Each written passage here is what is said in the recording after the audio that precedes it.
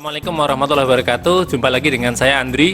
Hari ini kita akan membahas tentang dilema di pekerjaan ya. Biasanya kita sering temui hal-hal seperti ini ya. Jadi ada satu orang yang pekerjaannya itu cukup melimpah gitu ya. Di sisi lain pekerjaan orang lain ya biasa aja atau sepi-sepi saja gitu ya. Nah, tidak jarang orang-orang yang memiliki pekerjaan yang banyak ini suka bertanya-tanya, kok saya mulu yang melaksanakan gitu ya. Nah, sebenarnya di dalam satu tim itu kan ada beberapa orang di mana orang-orang tersebut itu memiliki fungsi yang sudah memang ditentukan seharusnya ya. Cuman tidak jarang kita temui beberapa kasus itu beberapa fungsi atau PAC jobnya itu belum clear. Ya, jadi nggak jarang nih ilustrasi yang ada di gambar ini. Oh, dia lagi yang melaksanakan. Kemudian tanggung jawab dia lagi. Kemudian informasi ada di dia lagi. Kemudian kalau ada apa-apa diskusikan dengan dia lagi. Nah, ya jadi pada kesempatan kali ini kita coba membahas bagaimana memetakan job atau pekerjaan ya berdasarkan tugas dan tanggung jawab masing-masing menggunakan salah satu metode yang sangat sederhana, yaitu menggunakan metode RACI ya. Mungkin rekan-rekan sekalian ada yang pernah mendengar RACI gitu ya. R-nya itu responsible, A-nya itu accountable, kemudian C-nya itu consult, I-nya itu inform. Nah, jadi dengan metode RACI ini kita akan dengan mudah mengidentifikasi siapa yang harus menjalankan tugas tersebut. Kemudian siapa yang bertanggung jawab terhadap tugas tersebut. Kemudian berikutnya siapa yang harus kita tanya untuk pekerjaan tersebut atau meminta pendapat gitu ya.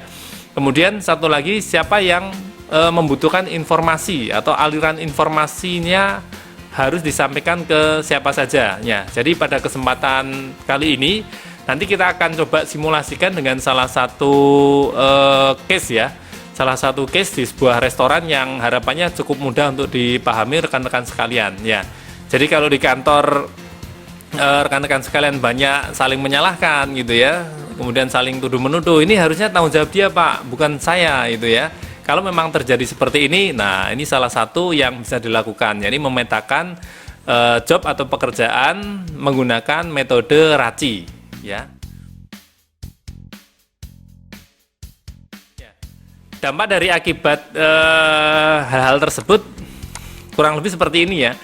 Di kantor suka saling menyalahkan gitu ya.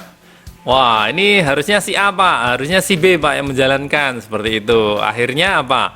Saling menunggu pekerjaan. Ya kan kemarin bukan tugas saya Pak, bukan tanggung jawab saya gitu ya. Saling menunggu pekerjaan, akhirnya pekerjaan selesai nggak? Karena saling menunggu pekerjaannya nggak selesai juga ya. Kemudian standar manpowernya juga tidak jelas. Jadi jumlah manpowernya itu bisa berlimpah bahkan.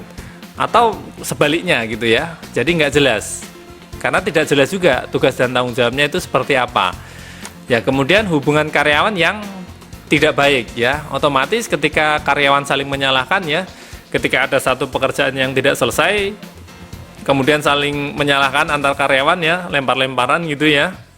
Nah, ini otomatis akan membuat hubungan karyawan yang tidak baik.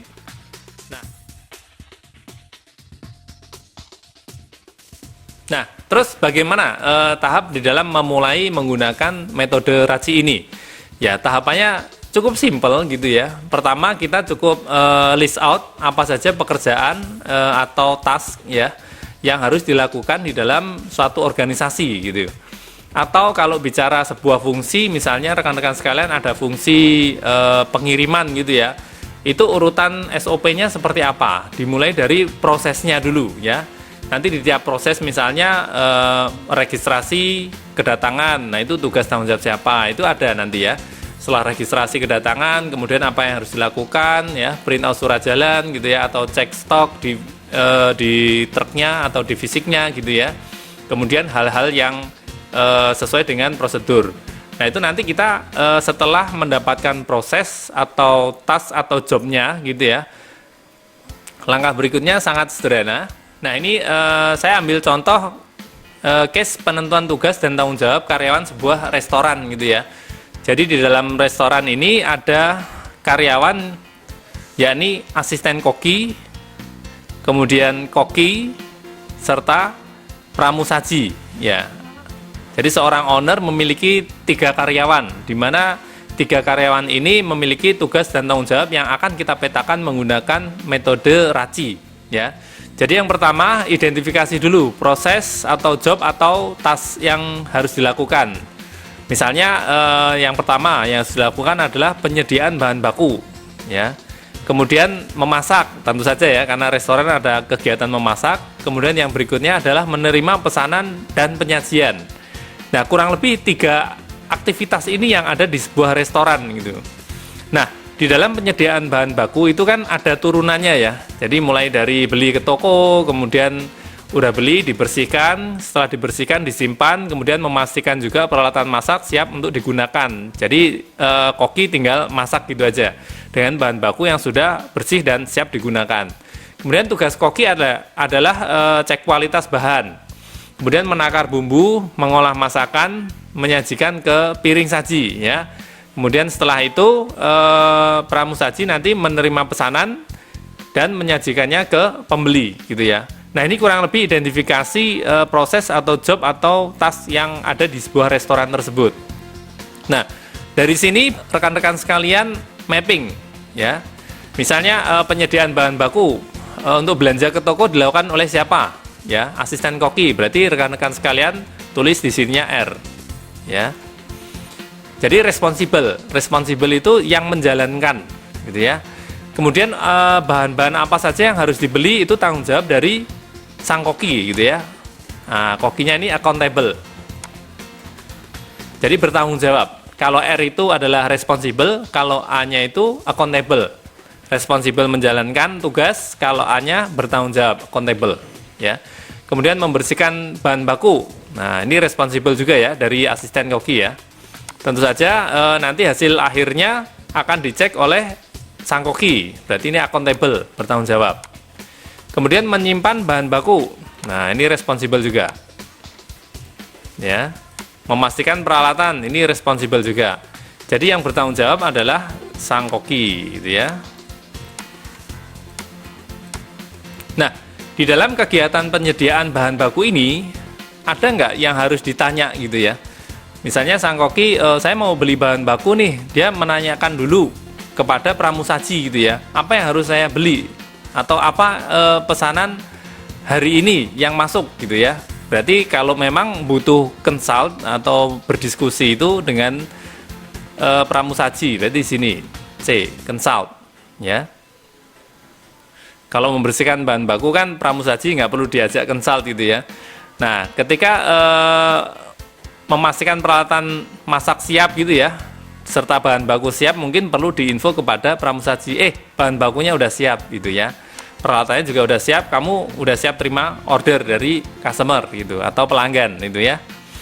Kemudian yang berikutnya memasak, ini kegiatan memasak. Kalau tadi kan bahan baku ya, ini berikutnya adalah kegiatan memasak. Memasak, cek kualitas bahan sebelum dimasak. Nah, ini siapa yang menjalankan? Nah, kalau koki berarti di sini R ya. Kemudian menakar bumbu, nah, tentu saja koki ya. Nggak mungkin menakar bumbu itu pramusaji. Mengolah masakan juga sama, koki atau mungkin asistennya juga bisa gitu ya. Dia bisa consult di sini sama asistennya. Kemudian menyajikan ke piring saji, ini responsible-nya. Ya.